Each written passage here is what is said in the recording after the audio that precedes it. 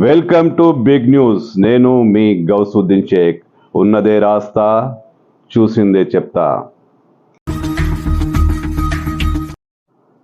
కాసాని జ్ఞానేశ్వర్ తెలంగాణ తెలుగుదేశం పార్టీకి ఒకప్పుడు అధ్యక్షుడిగా పనిచేసిన కాసాని జ్ఞానేశ్వర్ ఇటీవల అంటే ఎన్నికలకు ముందు బీఆర్ఎస్లో చేరిన విషయం తెలిసిందే. ఆయన ఇప్పుడు చేవెళ్ల లోక్సభ పరిధిలో గులాబీ పార్టీ తరపు నుంచి పోటీ చేయబోతున్నారట. విశ్వసనీయంగా అందుతున్న సమాచారం ప్రకారం కాసాని జ్ఞానేశ్వర్ను గులాబీ పార్టీ ఫైనల్ చేసిందట. అయితే అధికారిక ప్రకటన ఏది రాలేదు. కాసాని జ్ఞానేశ్వర్ సబితమ్మ తనయుడు కార్తిక్ రెడ్డి మధ్య ఇప్పుడు అక్కడ పోటాపోటీ వాతావరణం ఉన్నట్టుంది. కానీ కేసీఆర్ కాసాని జ్ఞానేశ్వర్ వైపే మొగ్గు చూపుతున్నట్లు వార్తలు అందుతున్నాయి. నేడు రేపు చేవెళ్ల లోక్సభ పరిధిలో పోటీ చేసే అభ్యర్థి విషయాన్ని అధికారికంగా ప్రకటిస్తారు. అది కాసాని జ్ఞానేశ్వర్ పేరే ఉంటుందని బీఆర్ఎస్ వర్గాలే చెబుతున్నాయి.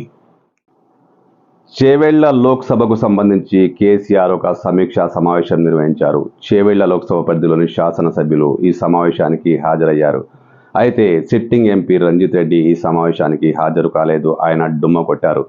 ఎందుకంటే ఆయనకు పోటీ చేసే ఉద్దేశం లేదు, పోటీ చేయబోనంటూ అధిష్టానానికి ఖరాఖండిగా చెప్పారు.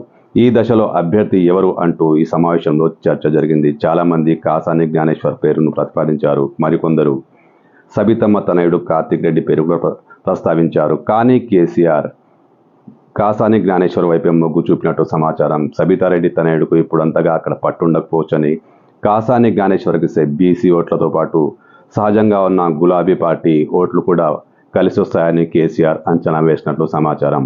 ఆయన అతి త్వరలో కాసాని జ్ఞానేశ్వర్ పేరును అధికారికంగా ప్రకటించే అవకాశం ఉందని పార్టీ వర్గాలు వెల్లడిస్తున్నాయి. అయితే చేవెళ్లలో బీఆర్ఎస్ పార్టీ పరిస్థితి అగమ్యగోచరంగా మారింది. ఆ party sitting MP Ranjith Reddy పార్టీకి గుడ్ బై చెప్పే అవకాశాలు చాలా స్పష్టంగా కనిపిస్తున్నాయి. 1-2 రోజుల్లో ఆయన బీఆర్ఎస్కు రాజీనామా చేస్తారట. ఆయన మొదట్లో బీజేపీలో చేరతారని వార్తలు వచ్చినా అక్కడ ఇప్పుడు పోటీ చేసే అవకాశం లేకపోవడంతో ఆయన కాంగ్రెస్ పార్టీ వైపు జంప్ అయ్యే అవకాశాలు కనిపిస్తున్నాయి. కాంగ్రెస్ పార్టీ నుంచి ఆయన సంప్రదింపులు కూడా కొనసాగిస్తున్నారట. ఒకవేళ ఆయనకు కాంగ్రెస్ పార్టీ నుంచి టికెట్ కన్ఫామ్ అయితే ఖచ్చితంగా ఆయన కాంగ్రెస్ పార్టీలో చేరిపోతారు. ఏ పార్టీలో చేరినా చేరకున్నా ఆయన బీఆర్ఎస్ రాజకీయాలకు మాత్రం దూరంగా ఉండాలని డిసైడ్ అయ్యారట. ఇందులో భాగంగానే నేడో రేపు బీఆర్ఎస్కు ఆయన రాజీనామా చేసే అవకాశాలు కనిపిస్తున్నాయి.